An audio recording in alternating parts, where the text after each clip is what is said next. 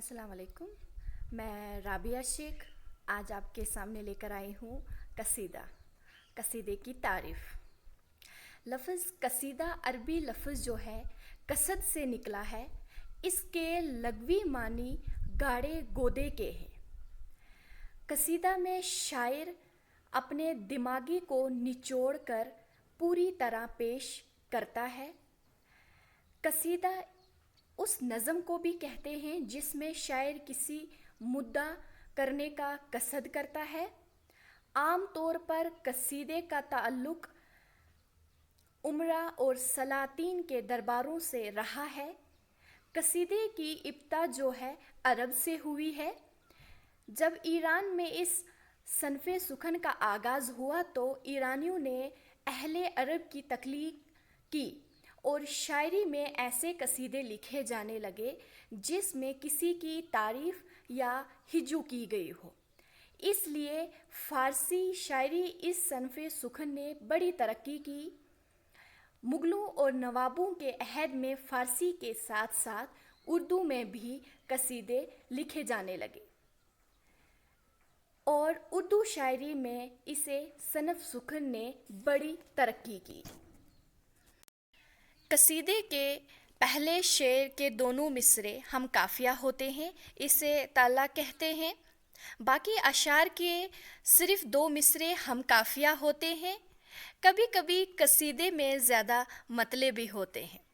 اس کے بعد ہیں قصیدے کے اجزائے ترکیبی جو کہ ہیں 4. سب سے پہلے تحمید یا تشبیب، دوسرا گریز، تیسرا مدح یا مذامت اور چوتھا جو ہے مقطع یا خاتمہ بردوا. اس کے بعد اردو قصیدے نگاری میں محمد رفیع سودا نے ممتاز حیثیت رکھتے ہیں. سودا نے اردو قصیدے کو فارسی قصیدے کے ہم پایہ بنا دیا.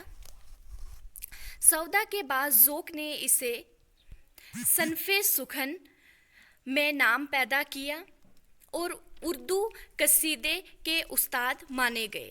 ذوق نے اپنے تخیل کی آمیزش سے قصیدے کے حسن کو نکھار کر اردو قصیدے کو جلا بخشی. مرزا غالب نے 4 قصیدے لکھے اور اردو قصیدے نگاری میں اپنا لہو منوایا. غالب کے بعد مومن کا نام آتا ہے. مومن کے قصائد بھی اردو شاعری میں امتیازی حیثیت رکھتے ہیں. امیر مینائی، منیر شکوہ آبادی اور جلال لکھنوی نے اردو قصیدے میں کامیاب طبع آزمائی کی ہے. 20ویں صدی کے آغاز میں محسن کاروائی کے قصائد نے اردو قصیدہ نگاری میں نئے باب کا اضافہ کیا. اس کے بعد ہم جب بھی ہم اپنے ہندوستان میں قصیدے کی بات کرتے ہیں تو ہم محمد رفیع سودا کے بغیر بات نہیں کر سکتے ہیں.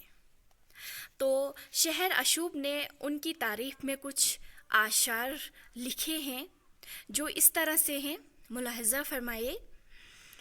اب سامنے میرے جو کوئی پیرو و جواں ہے، دعوی نہ کرے یہ کہ میرے منہ میں زبان ہے. اب سامنے میرے جو کوئی پیرو و جواں ہے، دعوی نہ کرے یہ میرے منہ میں زبان ہے.